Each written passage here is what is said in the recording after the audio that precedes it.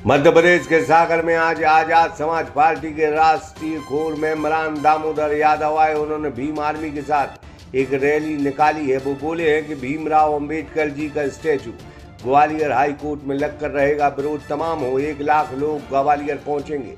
साथ ही उन्होंने कहा कि यूजीसी लागू होगा, ओबीसी को आरक्षण मिले और सामान्य वर्ग का जो 10% आरक्षण है उसको खत्म करने की वो बात करते हैं। सागर का शानदार hotel, royal palace, swimming pool, Kohinoor restaurant, diamond bar के साथ AC luxury room, banquet hall एवं कॉर्पोरेट जगत के लिए मीटिंग हॉल, तो अपने यादगार पलों को बनाएं और भी खूबसूरत। होटल रॉयल पैलेस के साथ हमारा पता है किला कोठी, राजघाट रोड, तिली, सागर, मध्य प्रदेश। दामोदर यादव 3 दिवसीय बुंदेलखंडी यात्रा पर निकले हैं। उनकी यात्रा का नाम संकल्प यात्रा है। अपने बोल वचन को लेकर वह विवादों में रहे। साधु संतों पर टिप्पणी करने की वजह से वह विवादों में आए थे। बागेश्वर धाम के पीठाधीश्वर पंडित धीरेन्द्र कृष्ण शास्त्री की यात्रा को लेकर जब उन्होंने विरोध किया तब वो विवादों में आ गए थे। तब से ही वो लगातार बयान दे रहे हैं और चर्चाओं में बने हैं। सागर में उन्होंने कोई तल्ख टिप्पणी नहीं की है। हालांकि वो मनुवादी सोच पर प्रहार करने से नहीं चूके। वो कहते हैं 3% लोग हिंदुओं पर राज नहीं कर सकते, हिंदुओं पर 80% लोग राज करेंगे, ये उनका पहला अधिकार है और सबसे पहले उन्हें मौका मिलना चाहिए। हालांकि जातिवाद को लेकर देश में वर्ग संघर्ष की स्थिति पैदा हो रही है।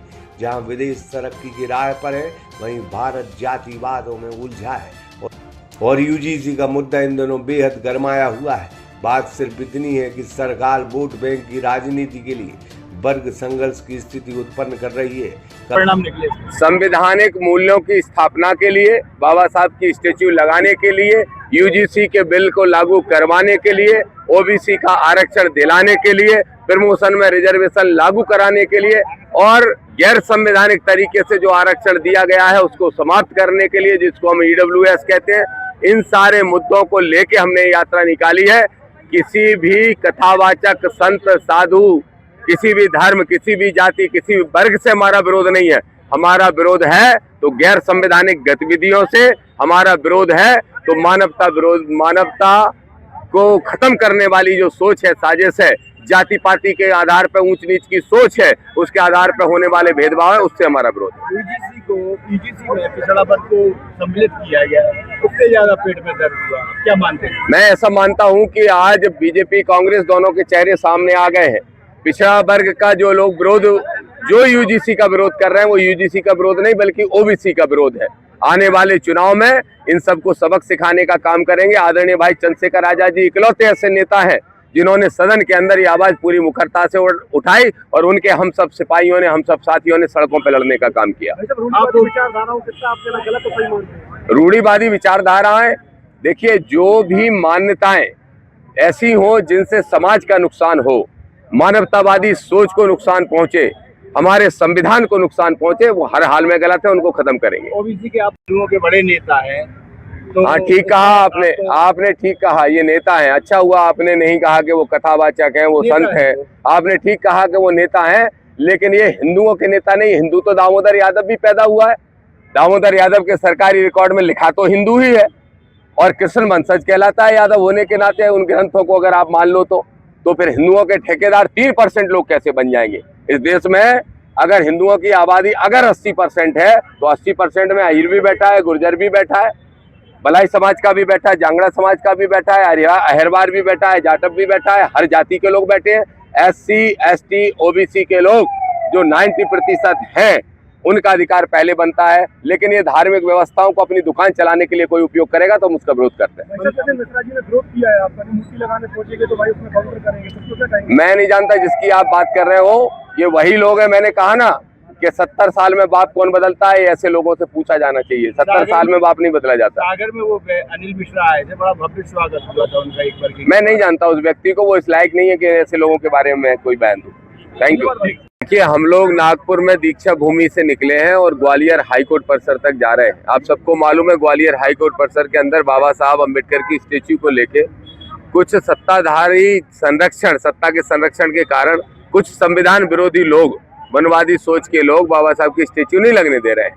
हमने सरकारों से मांग की, उसके बाद भी जब सरकार ने नहीं सुना तो हमने तय किया है कि पूरे मध्य प्रदेश में हम अपनी जगह जगह सभाएं करेंगे संकल्प सभा के माध्यम से, और आगामी 15 मार्च को ग्वालियर पहुंचेंगे 1 लाख लोग और बाबा साहब की स्टेच्यू लगाने का काम करेंगे। अगले 3 दिन तक ये यात्रा बुंदेलखंड के दौरे पर रहेगी। आज सागर से शुरुआत हुई है, अभी हम बला मेलारा जाएंगे, फिर हम छतरपुर जाएंगे, उसके बाद नौगांव जाएंगे, टीकमगढ़ जाएंगे, निवाड़ी जाएंगे। सब जगह सभा करते हुए एक जागरण अभियान की तरह हम इसको चला रहे हैं। प्रतिमा लगाने की अनुमति नहीं मिल रही है, तो आखिर क्या कारण है? प्रतिमा लगाने की अनुमति तो chief justice of Madhya Pradesh ने ही दी थी।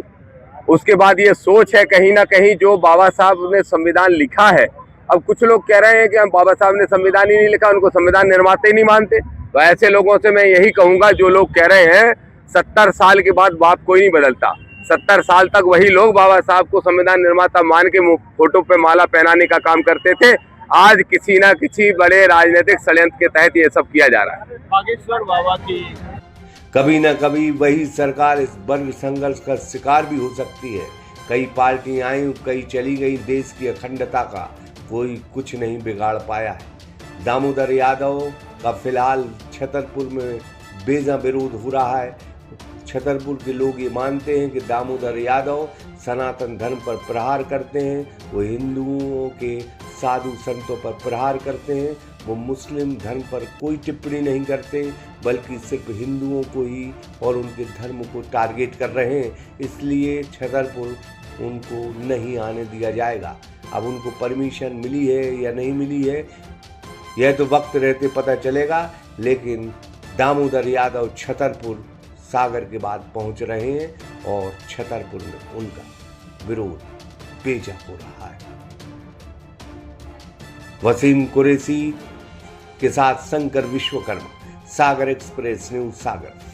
सागर का शानदार hotel, royal palace, swimming pool, Kohinoor restaurant, diamond bar के साथ AC luxury room, banquet hall एवं कॉर्पोरेट जगत के लिए मीटिंग हॉल। तो अपने यादगार पलों को बनाएं और भी खूबसूरत होटल रॉयल पैलेस के साथ। हमारा पता है किला कोठी, राजघाट रोड, तिली, सागर, मध्य प्रदेश।